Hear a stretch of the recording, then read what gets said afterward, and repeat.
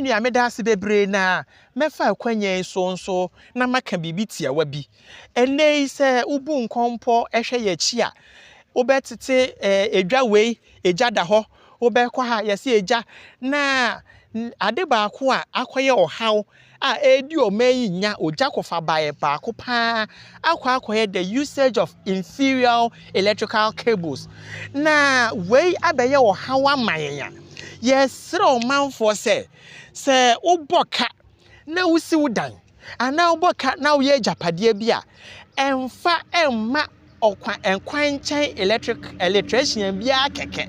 enhwehwe electrician hunu bia kwa ene ukọ mansini dodo no a ye wo Energy Commission accredited electricians wo ho a ye registered opa o machira kwan a ubehunu won me kan obi bisa sa saafo mehunu wo he se wo hwe se obi permitter na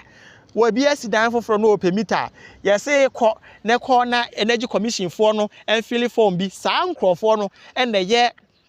Energy Commission accredited electricians a se wo ben won wa obetumi aboa wo amuanya electrical cables ni papa na wo de awaya ofie aya na mpempi ne amihunu ne se omanfo no so conscious of security ye ka ahomban bonsem a ana security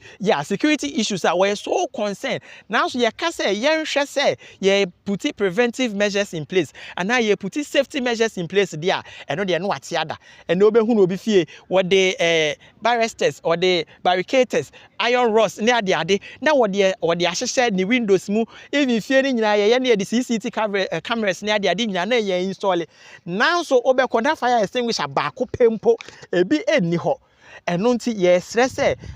in as much as a share security issues no ye say ye neglect prevention and safety because ahomban bonsem ehia pa na de bia meka se frisi e wo me hu okronfo obi wura obi fie na watam ne mpa watam ne fridge watam fie ne mo ajapade nya na wasa kokuru fie na so ana won pass ye beduru ho no ye nduru ho sa abere no sane ne ana ade se e wa hoyira ene ahohiahia bi mu nti no wo susu se nka wo to ye nkra no a krim na nka ye gina ho nanso obekwa akoduro no na osusu se e bia sane a wo pe ahohare bi afiri wo nchen no wo anyane sa na afi watwa won ho na wo boro eye odum jadwuma ko empempi ye fire car no a ye de bekɔ no na obehu adofonom na wo de nkontima ene ade no wo de tayen sabio kafra chen campaign fo kora ka se so abodwe hye na som na me sansu aba sabio de okɔ sansu aba ne ho yeshi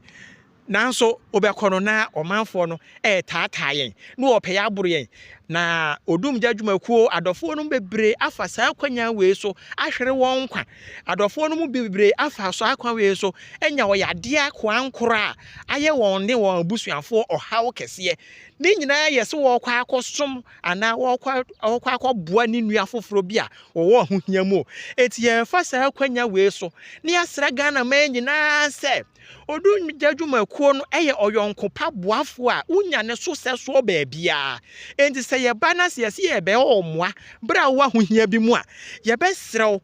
ma odum jadwumakuo ni no ono ba be so wo haw na no ama no be ye wo tamfo sabi o haw no a be so ono momunya wo tamfo kese sene odum jadwumakuo ni no ono ba be ye omoa no odumgya adwumakuo de ye wo ho se oyonko boafo a wa ho hia bremu no ye beba na ya ba betwitwa agyew eti so ohu odumgya adwumakuo no a emmoa bi esefata se ode bema no na ye adwumadi a ye de asom wo no awie mu die bia no ye besere omanfo se won fa saa ammoa emmoa odumgya adwumakuo no na emom enkontimma na ode taa ye ne de se bi o kafra che enumugya enso ohaw bia no na woboa ye no taa ye chi a ye betimi aboa ama odumgya ana oja hyehye nsem basa basa edi omai oyene no eto ebetwa